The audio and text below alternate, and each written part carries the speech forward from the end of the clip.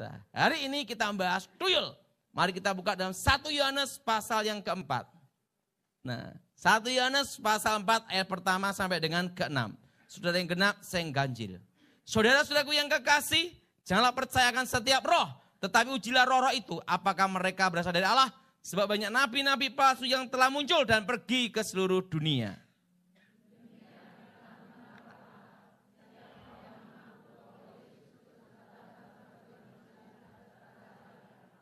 Dan setiap roh yang tidak mengaku Yesus tidak berasal dari Allah, roh itu adalah antikristus, dan tentang dia telah kamu dengar bahwa ia akan datang dan sekarang ini ia sudah ada di dalam dunia.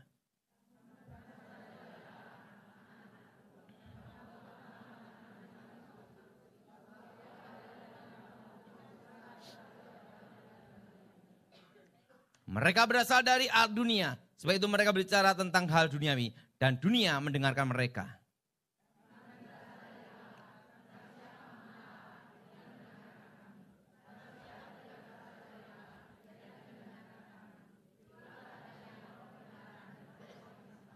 Nah, kita berkata bahwa roh dalam diri kita lebih besar. Dan kita dikuasa untuk mengalahkan nabi-nabi palsu. Nah saudara, sekarang kita membahas tentang tuyul. Nah, tuyul itu kalau menurut mitos, menurut kepercayaan saya sebelum bertobat. Jadi ini ada kepercayaan sebelum saya bertobat dan sesudah saya bertobat. Sebelum saya bertobat, tuyul itu berasal dari bayi-bayi yang gugur. Janin-janin yang gugur atau orang yang mati bayi di bawah usia 5 tahun. Tapi intinya bayi-bayi itu mati sebelum waktunya, tidak dikehendaki. Yaitu apa? Aborsi atau dibunuh. Itu di bawah usia 5 tahun. Nah, dipercaya darahnya ini menuntut. Nah, di situ akan jadi yang namanya tuyul.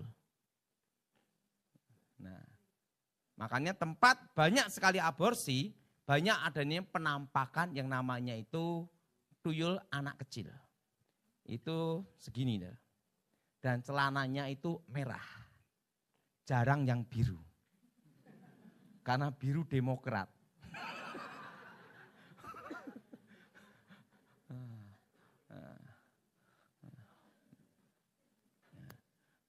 Jadi tuyul tidak mengenal partai. Jadi biru. Celananya biru. Tidak ada. Semua ada Nah, tuyul itu celananya merah. Dan karena itu aborsi, maka rata-rata semua adalah botak. Dan jalannya maju mundur gini. Nah, kenapa? Ingat. Karena sebelum bertobat, kepercayaan mengatakan bahwa mereka itu waktu mati belum belajar berjalan. Jelas? Makanya jalannya apa? Maju mundur. Nah, dan rata-rata botak. Dan jarang ada tuyul gondrong. Botak. Itu kepercayaan sebelum bertobat. Nah, itu berasal dari apa? Darah yang menuntut. Karena diaborsi. Mati sebelum waktunya. Nah Pak, kalau bayi itu mati, memang udah waktunya mati, gimana? Kalau dalam kepercayaan sebelum saya bertobat, tidak jadi tuyul. Jadi yang matinya dibunuh atau kena tidak dikehendaki, jadi tuyul. Dan di situ akan ada di satu tempat. Nah nanti biasanya itu ada kepalanya, kepala tuyul. Nah kepala tuyul itu adalah kepala, jadi rajanya tuyul. Itu biasanya itu kebanyakan di sendang. Sendang itu pohon yang ada airnya. Karena dipercaya suka minum-minum di situ. Suka main renang dan main apa di situ. Nah, atau di pohon besar atau di kuburan. Tapi kebanyakan di kuburan itu 1-2. Tapi kebanyakan itu di sendang. Yang pohon yang ada kolam airnya atau pohon besar. Nah, sebelum saya bertobat, kepercayaan itu kalau tuyul itu harus ada yang namanya itu, untuk manggil itu harus ada perantara. Dipanggil dulu, weng, juh, vitamin komplit. Nah, langsung rajanya tuyul datang. Langsung dari kesepakatan. Kesepakatannya kebanyakan tuyul itu, yaitu apa? Bahwa yang pakai tuyul itu, anak cucunya semua akan sengsara. Semua akan miskin. Karena ada hukum tabur tuai. Dan waktu mau matinya susah. Ada harga bayar. Atau ada anak yang cacat seumur hidup. Nah, begitu kesepakatan, biasanya ayam kampung. Ayam kampung, enggak boleh ayam horn Kentucky Fried Chicken. Kenapa? Setannya takut kolesterol. Ayam kampung. Nah, setelah ayam kampung, dan biasanya ada juga ayam putih mulus. Ada yang juga ayam cemani, hitam semua. Mata hitam, darah hitam, kulit hitam, semua hitam. Tuh syaratnya itu. Ada yang kambing, sapi, babi enggak ada, jarang. Karena apa? Itu jatah Manado. Kambing, sapi, kerbau, nah itu untuk itu. Tapi kebanyakan yang dicari adalah ayam hitam. Darah hitam, mata hitam, tubuh hitam. Jadi tulangnya pun hitam. Itu ayam cemani. Nah setelah itu baru dibaca mantra, datang ses, perjanjian. Jelas? Itu kutukan kalau orang yang punya tuyul akan apa? Anak cucunya sengsara dan miskin. Nah cara kerja tuyul itu gimana? Kebanyakan itu waktu pertama itu malam Jumat Kliwon. Untuk pertama kali untuk tuyul itu bekerja. Nah kenapa saya bisa tahu? Karena sebelum saya bertobat, semua saya pelajari. Nah, hampir dulu saya jadi setan kan. Nah, jadi saya tahu persis, karena bekas setan tahu setan. Nah, di situ saudara, malam Jumat Kliwon itu yang pertama kali. Untuk diundang datang untuk bekerja. Nah, biasanya dipelihara. Nah, setiap malam Jumat harus nyiapin bunga-bunga di sekitar pintu-pintu. Sekitar apa saudara? Itu. Dan harus ada kembang kantilnya. Nah, kembang kantilnya pintu-pintu. Nah, setelah itu tergantung dia. Nah, mau perlu tuyul 2 atau 3. Itu tergantung permintaan dia sama raja tuyul. Tetapi di situ perantaranya tetap juru kunci. Juru kunci itu manusia yang tinggal di situ, yang jaga. Kenapa dia tidak minta tuyul sendiri? Dia tahu resiko. Lebih baik dia jadi maklar aja. Orang lain yang minta dia dapat komisi. Nah setelah itu cara kerjanya tuyul. Misalnya mau ngambil uang di toko emas gitu. Tangannya gini. Kalau gini beda. Ini.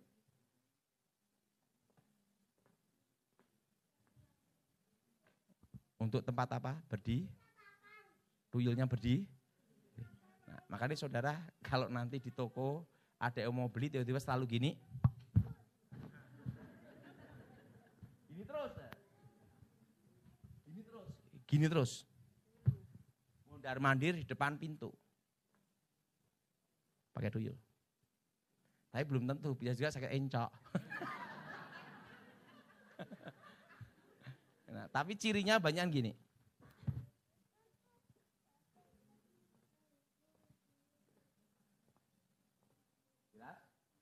Dan itu kerjanya rata-rata jam 12 siang. Jam berapa? Jam 3, jam 6.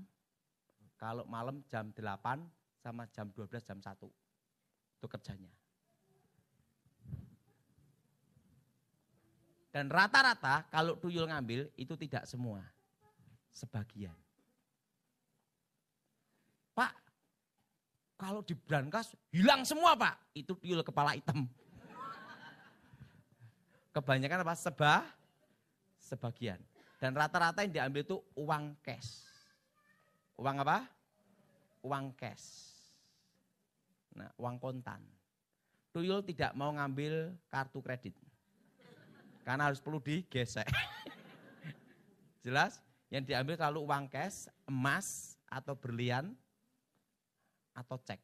tapi cek kontan. Jadi setan pun, tuyul pun juga tahu itu bisa dicairkan atau tidak. Cek kontan. Tapi tidak semua. Dan cirinya kalau itu diambil tuyul ada cirinya. Ada bekas kaki. Kecil kayak bayi. Biasanya ada di tempat yang dicuri. Dan tuyul mencuri itu tidak setiap hari. Saat tertentu. Pak, setiap hari hilangnya 1.000 perak. Saya itu 100.000. Tapi setiap hari. Wah, itu bukan tuyul. Karena tuyul itu ngambilnya itu tertentu tok. Tapi sekali ngambil itu yang berharga. Jelas? Jelas? Nah, dulu sebelum saya bertobat, kalau untuk jebak tuyul, itu pakai yuyu. Yuyu tahu? Kepiting kecil itu lah.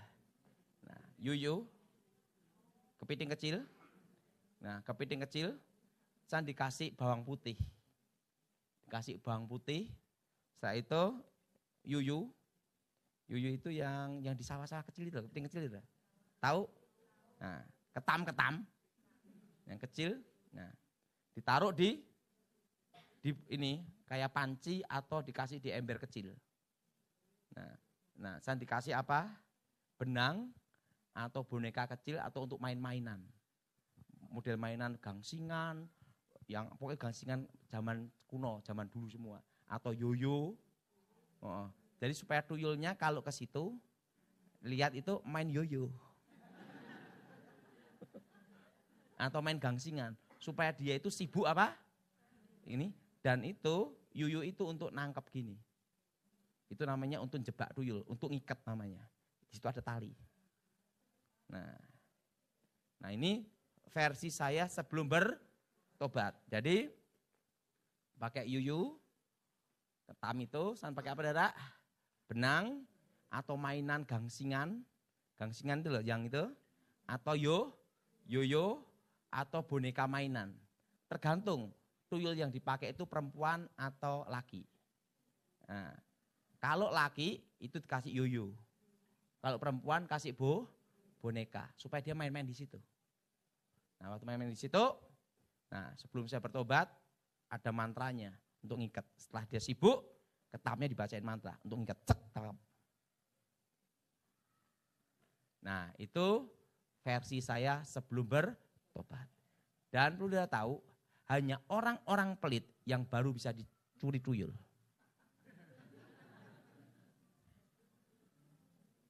Orang yang sosial, suka nolong, suka memberi, tidak akan bisa dicuri tuyul. Karena ada namanya itu, anggrek-anggrek itu artinya aturan. Jadi dalam dunia pertuyulan itu ada aturan. Orang yang pelit dan suka maki-maki, kata-kata kotor, nah dicuri dan pasti. Tapi kalau orangnya baik, suka nolong, suka memberi, tidak bisa. Itu ada aturannya. Yang bisa dicuri itu yang pelit. Itu versi saya sebelum bertobat tuh ngakui. Yang bisa dicuri itu yang pelit. Maka ada yang jemaah ngomong, Pak uangnya dicuri dulu, pasti pelit udah. Jelas? Karena yang bisa dicuri hanya orang pelit. Kalau orangnya sosial enggak bisa. Sosial, suka nolong, suka memberi, enggak bisa. Karena itu udah ada aturannya. Yang pelit sama yang suka berkata kotor, yang sombong. Baru bisa.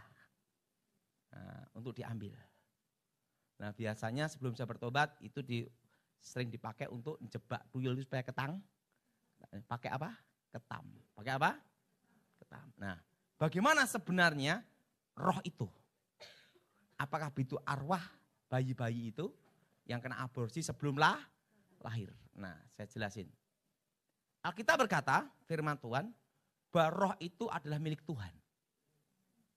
Setan tidak ada punya kuasa. Karena roh manusia milik Tuhan. Jadi sekalipun itu aborsi atau bayi yang mati, itu roh tetap ada langsung ke Tuhan. Karena setan tidak ada punya hak untuk roh. Setan bisa membinasakan tubuh. Lewat apa? Santet. Tetap pakai namanya perantara. Jelas pakai apa? perantara atau niat jahat dari manusia baru bisa setan pakai. Nah, tetapi ingat perlu tahu bahwa Alkitab berkata roh itu milik Tuhan. Nah, berarti tuyul itu apa sebenarnya? Nah, karena mitos itu ada, maka setan menyamar seperti itu. Jelas? Jelas? Jelas? Karena manusia ada namanya bikin mitos dan takayul, maka setan bikin itu menjadi tuyul. Kan kalau di Eropa namanya kurcaci. Jelas? Nah, makanya kurcaci yang percayaan ada di Amerika, di Eropa sama di Indonesia beda. Kalau di Indonesia tuyulnya anak-anak. Kalau di Eropa ada yang tua tapi pendek. Ini tergantung apa kepercayaan atau mitos. Nah, sekalipun orang aborsi, janin itu rohnya dari mana? Tetap di tangan Tuhan. Tidak bisa berkeliaran. Jelas? Jelas? Tetapi di situ ada darah yang menuntut. Ingat, darah adalah nyawa. Jelas? Nah, karena di situ ada darah yang menuntut, kan ingat, orang diaborsi, bayi diaborsi, janin diaborsi, itu kan pembunuhan. Betul? Mati sebelum waktu. Darah yang darah yang menuntut ini, itu yang dipakai setan. Menjadi apa? Kutukan. Nah, makanya yang rata-rata yang bisa untuk tempat pertuyulan, itu adalah tempat yang banyak aborsi. Baru bisa ada banyak tuyul. Karena setan suka ada di situ, dikumpulkan di satu tempat. Nah, jelas? Jelas? Nah, tuyulnya itu apakah roh dari bayi-bayi atau janin yang aborsi? Bukan. Itu roh setan yang menyamar aja. Kenapa bisa ada? Karena ada mitos. Ada kepercayaan. Pak, apakah betul tuyul itu bisa dimasukkan di botol? Tidak bisa. Kenapa? Roh itu tidak dibatasi ruang dan waktu. Kayak misalnya di TV, wah langsung aksi, wah setannya dimasukkan di botol. Memang setan bisa dibotolin? Susu atau air aqua? Tidak bisa. Tidak dibatasi ruang dan waktu. Itu untuk setan untuk menipu aja. Jadi namanya tuyul itu adalah roh setan yang menyamar aja. Kenapa bisa terjadi? Karena ada kepercayaan. Dan ada sugesti. Setan bisa pakai berbagai macam cara. Semua kerja setan itu melihat selalu dari mitos dan kebudayaan. Apa kebudayaannya, apa mitosnya, itu yang setan buat. Misalnya mitos, orang mati dibunuh, laki-laki jadi genderuwo.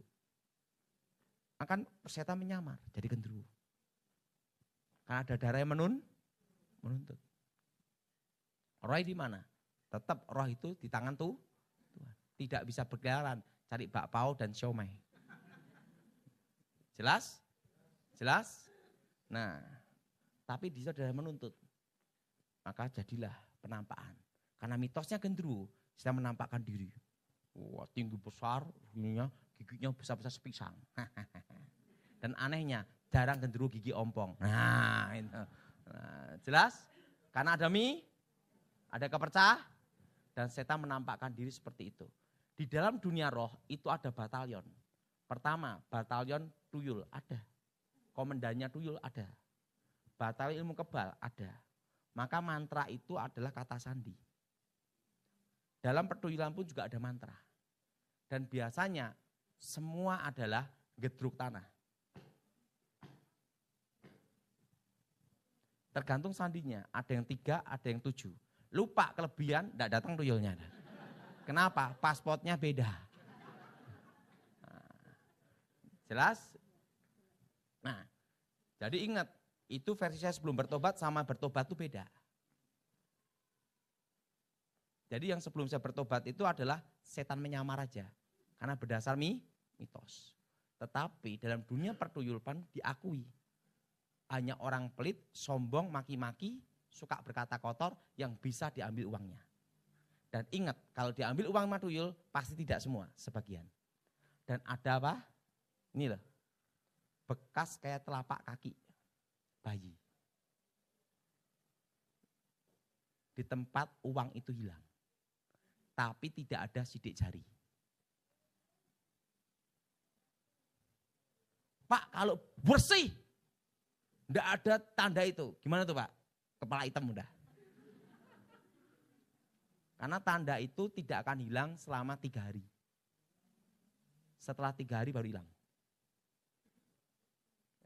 Jelas? Jelas? Tandanya apa? Di tempat yang ngambil uang atau di brankasnya atau di tempat pintunya atau di tembok ada bekas telapak kaki bayi. Tapi tidak ada sidik jari. Itu tuyul. Pak ada sidik jari, wah itu kepala hitam dah. Jelas? Nah, kalau kita dalam Tuhan percaya Yesus, ada kuasa Roh Kudus. Makanya rumah itu perlu dikasih namanya minyak urapan. Minyak urapan itu adalah tanda itu milik Tuhan.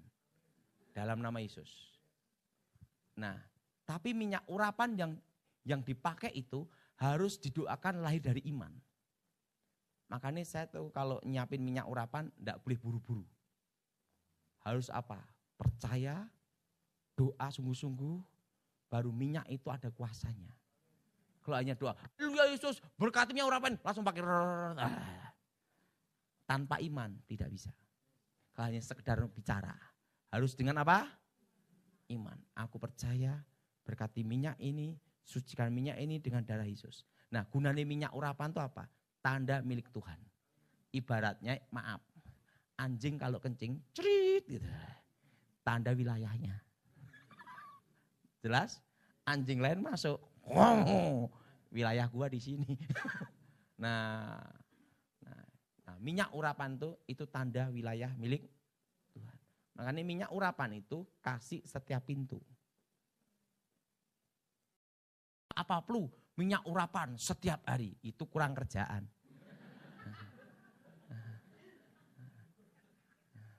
Cukup sekali aja. Tapi dengan dan sebisa mungkin kalau doa untuk minyak urapan, doakan minyak itu 2 atau 3 hari atau sehari, tapi doa puasa. Tidak hanya sembah, kecuali engkau hidup dalam doa, sungguh-sungguh. Nah, ada minyak urapan, langsung dipakai, didoakan. Tergantung imannya. Tapi kalau belum sungguh-sungguh dalam Tuhan, harus doa puasa dulu, supaya sungguh beriman. Baru minyak urapan itu ada kuasa. Itu setiap pintu. Pasti tuyul tidak bisa masuk. Jelas? Jadi kalau diambil tuyul ada apa? Bentuk telapak kaki. Atau bentuk apa? Jari. Telapak jari gini, tapi tidak ada sidik jari. Nah itu pasti ada di sekitar tempat yang kehilangan. Pak, apakah betul bisa ditangkap pakai ketam itu? Pakai yuyu itu, kepiting itu? Itu hanya sugesti, tidak bisa sebenarnya. Itu hanya untuk menipu aja setan. Seakan setan bisa kompromi dengan yuyu, enggak bisa. Yuyu enggak bisa nangkap roh. Itu hanya mitos supaya orang itu dibutakan. Jelas? Tapi yang sebenarnya ingat, mitos dengan apa kebenaran itu beda. Oke, siapa yang mau tanya? Sekarang tanya jawab. Karena saat ini banyak tanya jawab tentang setan. Oke, berdiri.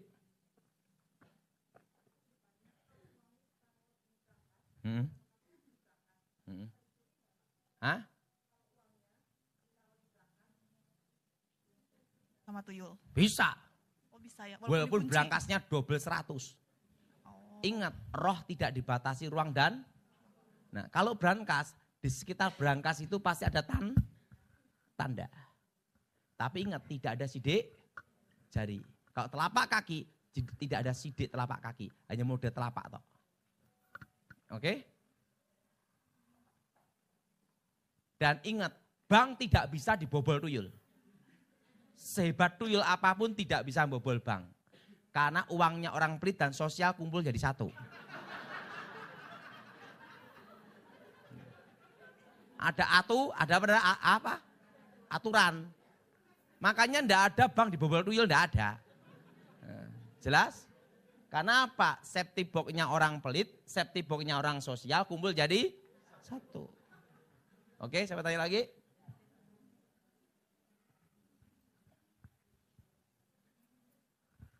Selamat malam Pak Tony. Saya pernah cerita sama teman saya, katanya orang habis makan, terus nggak habis kita taruh di meja, itu menandakan tuyulnya bisa datang, bener nggak itu Pak? Enggak. Ah gini, sekarang tak beritahu. Kalau restoran tuh pakai pengaris kuasa gelap, kita di situ kita doain berkati makanan Tuhan, sucikan ke darah Yesus. Setannya keluar. Waktu kita makan jadi tidak enak. Wujud asli. Kan kita tidak mungkin kita pergi ke restoran, kamu pakai setan apa enggak? Tidak mungkin ditanya gitu. Betul? Betul? Betul? Jadi kita makan aja, makanya makan itu perlu didoakan. Nah kadang itu orang pakai penglarisan, pakai pesugihan, numbalkan sama yang makan. Makanya perlu kalau makan minum berdoa disucikan dengan darah Yesus. Oke, siapa lagi? Jenglot. Ini dari versi kepercayaan sama versi Kristen ya. Versi kepercayaan sebelum saya bertobat, kalau orang sakti atau kebal, bukan hanya orang sakti aja, termasuk binatang yang dimasukin roh dari sakti. Itu mayatnya tidak bisa kembali ke tanah. Itu jadi mengecil. Itu versi sebelum bertobat. Dan kekuatan mistiknya itu ada di situ. Jelas? Jelas? Nah, jenglot itu ada yang asli, tapi banyak sekali yang palsu. Di dalam dunia perdukunan, 95% itu palsu. Banyak palsunya. Nah, kalau yang asli cirinya apa? Bisa jalan sendiri. Karena itu roh, ada rohnya. Jelas? Nah, kalau versi Kristen gimana? Itu setan yang masuk. Hanya pakai alat. Nah, sebelum saya bertobat, karena saya menguasai ilmu kebal sempurna, karena saya menguasai ilmu besi kuning, bubah tembaga, juga kebal semua. Dan maaf kata, sampai tidak bisa disunat. Karena waktu itu guru saya salah kok, ngisi saya pakai jarum tembaga dan jarum emas. Saya itu ilmu besi kuning dikuasai, dan pusaka besi kuning tancapkan dalam tubuh. Waktu itu guru saya tanya, kamu udah sunat belum ya? Belum guru. Waduh! Nah, siapa tahu ilmunya kan baru berapa hari masih bisa disunat gitu. Jadi kasihkan tempat bong yang sunat yang pakai zaman dulu pakai itu loh. Wah. Kan masih yang urat kuno itu udah. Wah. Nah, saya tenang aja. Gini. Sampai dia gini. Ada apa nih Pak? Nggak bisa disunat ini. Guru saya ngomong, udahlah udah telanjur gimana lagi. Jadi saya kasih tahu, seluruh tubuh kamu kebal. Rambutmu kebal, mata kebal, semua kebal. Mulut saya kebal. Dubur kebal, semua kebal. Nanti kalau kamu mati, tidak bisa kembali ke tanah. Mayatmu akan tetap utuh. Bumi menolak, langit mengutuk. Karena seluruh tubuh kamu kebal. Mayat kamu tidak bisa di alam kematian. Ditolak juga. Ngambang. Mayatnya. Nah, saya dikasih tahu. Jadi apa? Yaitu jenglot. Jelas? Nah, tapi saya tanya, guru, nanti kalau saya jadi kalau jadi mengecil enggak? Enggak, kamu enggak akan mengecil. Karena kamu udah menguasai sempurna, waktu kamu mati, utuh gini. Masih seperti kamu hidup. Tapi ingat, mayatmu pun tetap kebal. Nah, walaupun saya udah menguasai kayak gitu ya, kalah juga sama pendeta gendut, haleluya. Sekarang enggak kebal, pukul aja benjol. Alah, kebal hilang, oke? Ya, ini dulu. Pak, saya mau nanya, dari yang Bapak bilang tadi, kita tahulah iblis tuh nggak bodoh, makanya dia bisa nipu manusia kan. Tapi kenapa dia harus meninggalkan jejak yang telapak tangan sama kaki? Ya karena kurang kerjaan. Karena itu kan ciri khasnya. Supaya mitos itu, supaya manusia percaya. Oke, ini.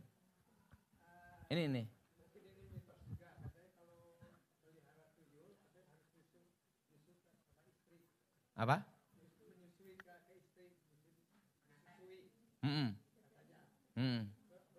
Betul. Karena ingat, dianggap apa? Bayi-bayi kan dari aborsi. Tapi yang jelas tuyul takut sama bapak.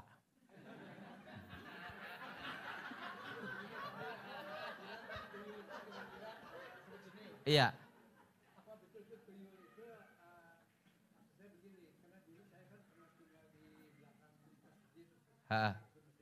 Iya.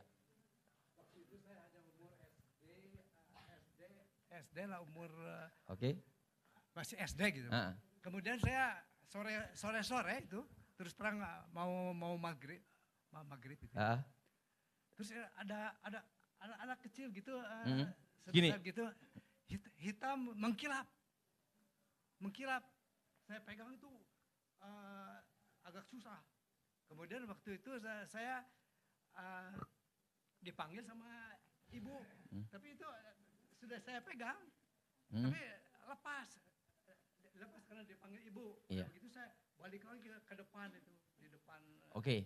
masjid. Jadi Terus udah begitu dia naik ke pohon, ke pohon terus hilang gitu. Iya, tuyul itu.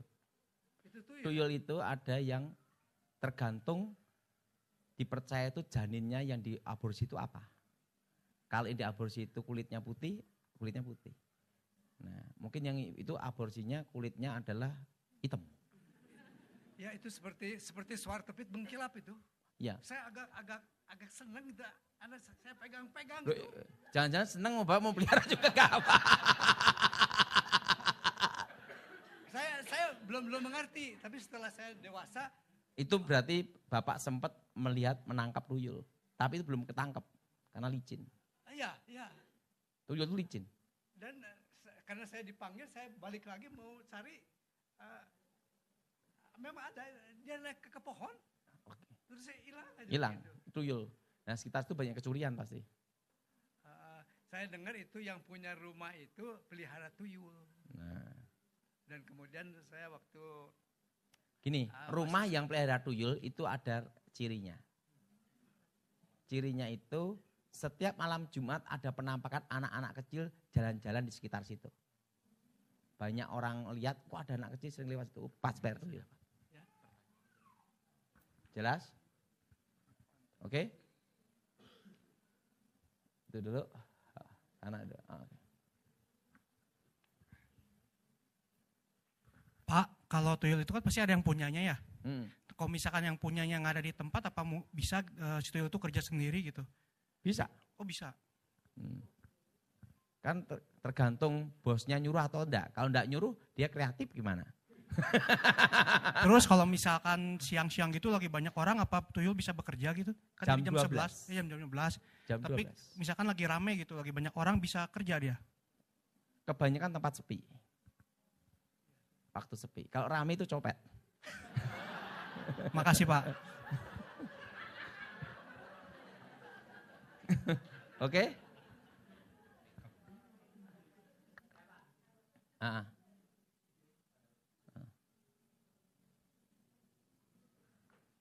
Pak, tadi kan kata Bapak kalau tuyul bekerja nggak selalu misalnya nggak selalu tiap hari. Misalnya dari seminggu bisa beberapa kali gitu. Sekali. Ya. Maksimal 2. terus kita misalnya udah panggil pendeta, sama pendeta udah pakai minyak urapan, udah didoain, tapi tetap masih suka hilang gitu. Ada bekas telapak enggak? Enggak sih. Enggak ada. Enggak Ya ada. kepala hitam. Karena kalau tuyul harus ada apa? Model apa? Telapak. Itu pasti tuyul, kalau telapak. Oke. Jadi kalau tuyul pasti ada tanda apa? Telapak. Tapi tidak ada sidik jari.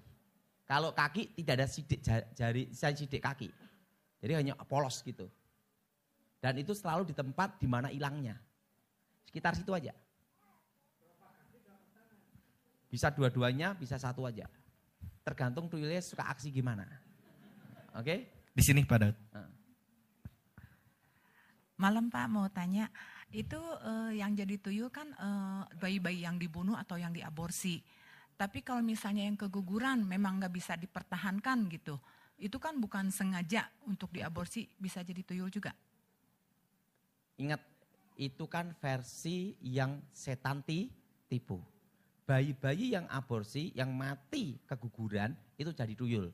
Itu pemahaman sebelum saya bertobat, tapi itu salah. Itu hanya roh setan yang menyamar. Jelas? Jadi pemahaman yang sebelum saya bertobat itu salah. Ingat, roh manusia itu milik Tuhan. Tidak bisa jadi tuyul. Ya, makasih Pak.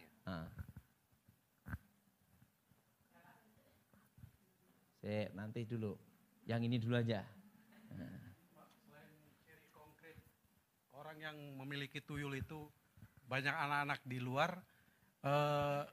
Contoh konkret apa Pak yang kayak di bentuk rumahnya atau di halaman rumahnya yang pernah saya dengar kalau di rumahnya itu di depannya ada pancuran kecil gitu Pak.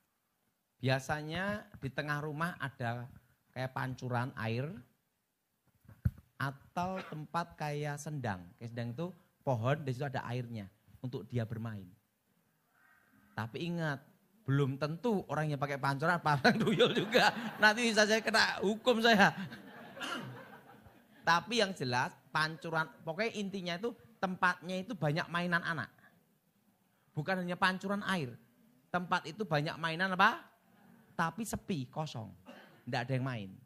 Nah, waktu malam Jumat tiba-tiba roh itu bergentayangan di situ. Nah itu kalau ada roh bergentayangan dan main-main di mainan itu pasti tuyul. Pelihara tuyul udah. Nah ngeceknya apa? Waktu malam Jumat ada penampakan enggak? Ya terserah tuyulnya mau jam berapa.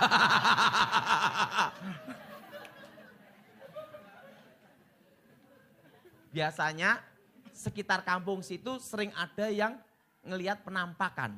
Tiba-tiba mainan-mainan itu jalan sendiri-sendiri gitu. Semua jalan sendiri. Nah itu tuyul. Pelihara itu.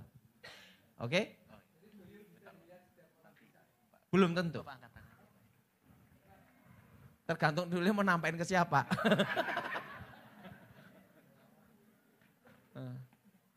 Oke?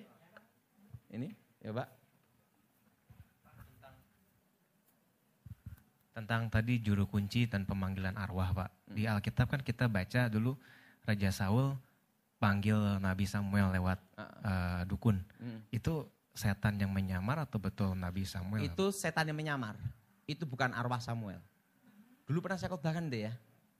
Sudah, oke. Thank you Pak. Oke.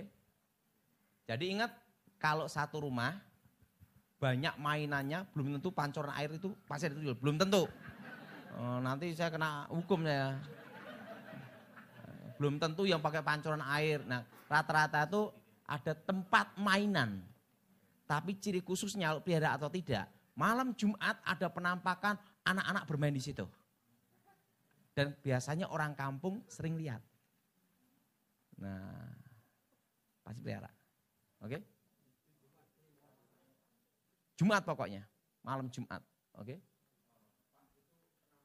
Pak kok malam Jumat, kok enggak malam Minggu atau malam yang lain? Oke, saya jelasin dulu.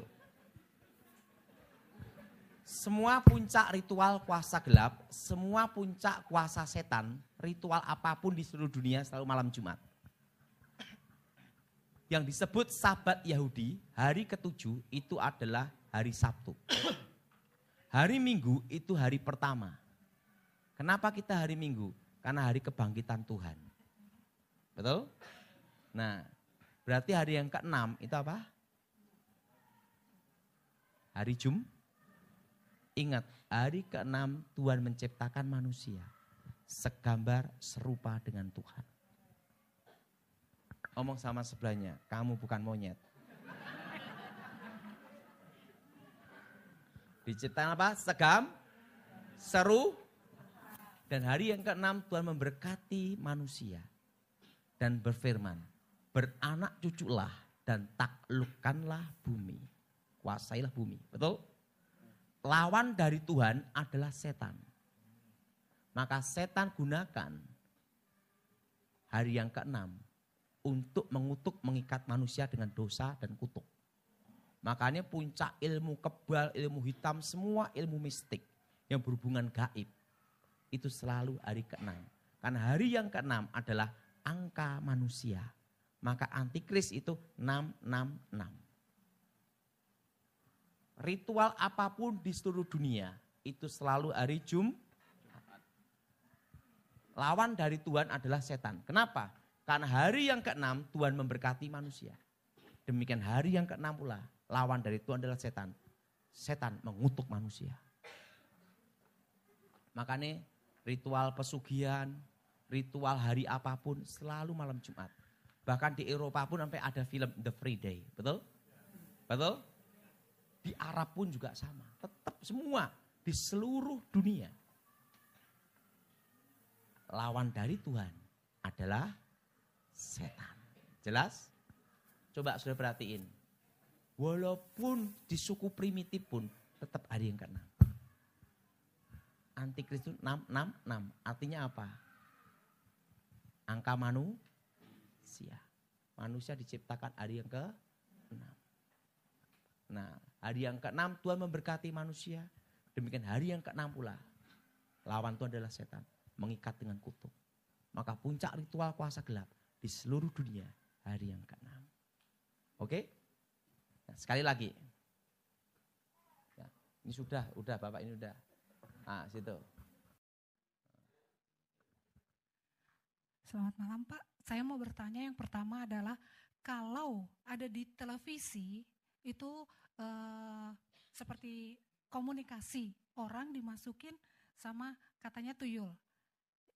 Itu murni tuyulnya atau action. Oke. Yang kedua Pak, sebentar satu lagi. Belum selesai. Coba.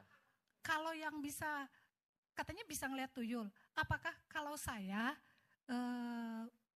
ini menurut saya sudah terima Yesus, tapi kok saya nggak bisa ngeliat tuyul ya, gitu. Apakah semua orang yang sudah terima Yesus bisa nggak lihat tuyul itu? Oke. Gitu aja. Yang pertama tadi apa? Lupa. Kalau yang mediasi di TV itu, benar. Yang di TV itu banyak action. Kasus-kasusnya banyak action. Tapi ada juga yang beneran. Tapi banyak yang palsu. Nah, yang kedua, kalau kita orang Kristen dalam Tuhan sungguh-sungguh, kita ada karunia membedakan roh. Kalau Tuhan kehendaki bisa lihat langsung. Jelas? Jelas? Nah, tapi pengalaman hidup saya, lebih baik lihat surga daripada lihat setan. Tahu enggak? Saya itu bosan lihat setan. Sebelum saya bertobat, ketemu setan. Setelah saya tobat, ketemu setan lagi. Karena kan saya ngusir setan, otomatis ada karena membedakan roh. Otomatis lihat setan. Bosan saya. Nah, sebelum kita artikel, ada kesaksian.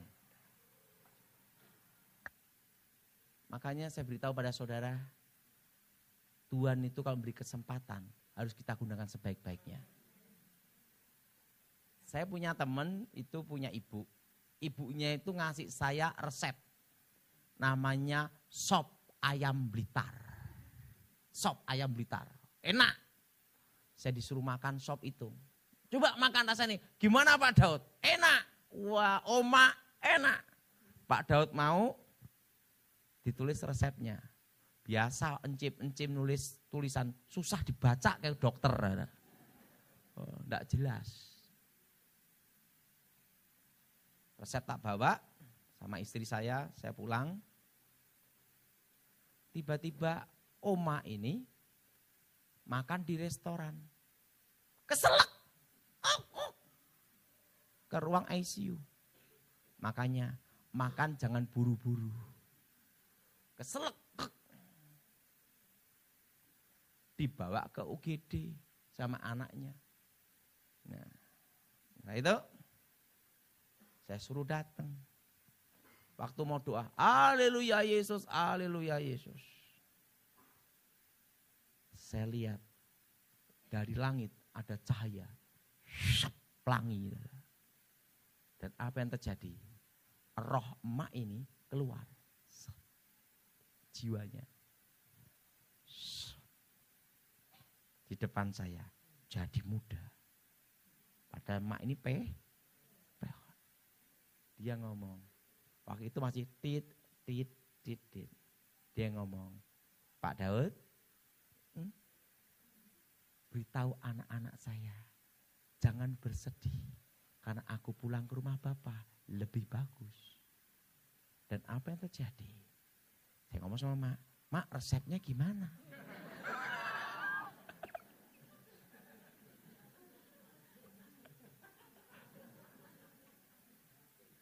Karena saya datang jauh-jauh untuk klarifikasi. Jadi sampai sekarang itu resep tak bawa masih ada di Solo. Resepnya ini gimana? Dan dia ngomong, Pak Daud, beritahu anak saya Dani, warga, jangan bersedih. Karena aku pulang ke rumah Bapak. Langsung dari cahaya ini, naik ke atas. Dia naik, langsung, meninggal. Berbahagialah orang yang mati dalam Tuhan. Tapi saya kecewa satu, resepnya belum selesai. Itu resep sampai sekarang masih ada itu. Aduh, itu kenang-kenangan dek saya lupakan. Makanya saudara, surga itu ada. Jadi ingat, saya itu setelah melihat ayah saya lihat Firdaus. Uang itu tidak ada gunanya. Nah, di situ saya dapat hikmat Tuhan. Waktu kita lahir, kita tidak bisa memilih. Betul? Betul? Betul? Waktu kita lahir, kita tidak bisa memilih. Lahir kemana? Betul? Demikian pada waktu kita mati, roh kita keluar. Apa yang kita bawa? Iman dan perbuatan kita. Yang dipertanggungjawabkan di pengadilan Tuhan. Pada hari penghakiman. Jadi saya beritahu. Setelah saya lihat Firdaus, saya mulai rubah semua. Makanya sekarang saya banyak fokus pelayanan di desa dan orang-orang miskin. Kenapa saudara? Saya lihat, waktu saya lihat papa saya, di ayahmu bersama-sama aku. Hari ini, jam ini, detik ini, malam ini, ada di Firdaus. Pindah langsung. Saya betul-betul bersyukur sama Tuhan. Bisa melihat proses dari tubuh keluar. Nah, makanya saudara, begitu saya lihat itu, oh Tuhan, aku bersyukur sekali. Bisa melihat itu. Bahkan saya bisa melihat ayah angkat saya, pembimbing saya rohani. Tapi tidak bisa komunikasi, saudara. Jadi itu Firdaus itu, kita tidak bisa ngomong, itu tidak bisa. Itu ada kayak cahaya situ. Jadi saya hanya ngelihat gini toh. Ayah angkat saya ngomong sama ayah kandung saya. Kojang Pak di sini. Haleluya. Haleluya. Nari. Nah, ayah saya kayak anak kecil nari-nari gitu dah. Dari surga nanti. Ingat, di Firdaus tidak ada tangisan dan kesedihan. Saya ngomong, Tuhan, boleh enggak aku gantiin? Langsung ganti, saya minta ganti aja. Gak ada yang balik, saya masuk itu. Ya. Tuhan ngomong, belum waktunya. Pergunakan hidupmu sebaik-baiknya. Nah dari situ saudara, saya bertobat. Bertobat lagi. Kenapa saudara? Saya pergunakan hidup saya lebih baik. Saudara yang tua-tua, you mau kemana lagi? Betul? Yang muda-muda, jangan sembarangan. Hidup dan mati kita tidak tahu kapan kematian kita. Betul? Betul? Tapi saya masih ingat, begitu di situ saudara, begitu mau masuk pintu itu, langsung ditok. Tok, 69 tahun. Jadi nanti, kalau kita nanti mati dalam Tuhan, ke sana, tok, umurnya berapa? Saya lihat toknya itu seperti apa? Kayak cahaya, gitu. Ada toknya itu. Bukannya ditok di sini. Jelas? Jelas? Saya lihat sendiri saudara. Itu ayah saya hari ini langsung gini. Tok. Nah, dan saya udah ngasih. Jadi waktu dikubur, papa saya dikubur kemarin. Mama saya tabur bunga. Mama, Tuhan bicara. Apa Daud? Kalau engkau sungguh-sungguh melayani Tuhan, 7 tahun umurmu diperpanjang. Kalau tidak, engkau segera berangkat. Oh gitu Daud, iya. Mama mau gimana? Kehendak Tuhan yang jadi. Tapi saya ngomong mama saya, Mama, tak persiapkan jalan untuk mama. Untuk mahkota, mama pasti ke surga. Tapi mahkota belum tentu, betul? Karena tergantung perbuatan kita, betul? Betul? Makanya saya ngomong mama, saya persiapkan semua untuk mama. Mama harus mengunjungi orang-orang miskin, orang-orang yang susah, orang-orang yang di penjara. Ingat saudara, kita tidak tahu kapan Tuhan panggil. Mari kita bangkit berdiri saat ini.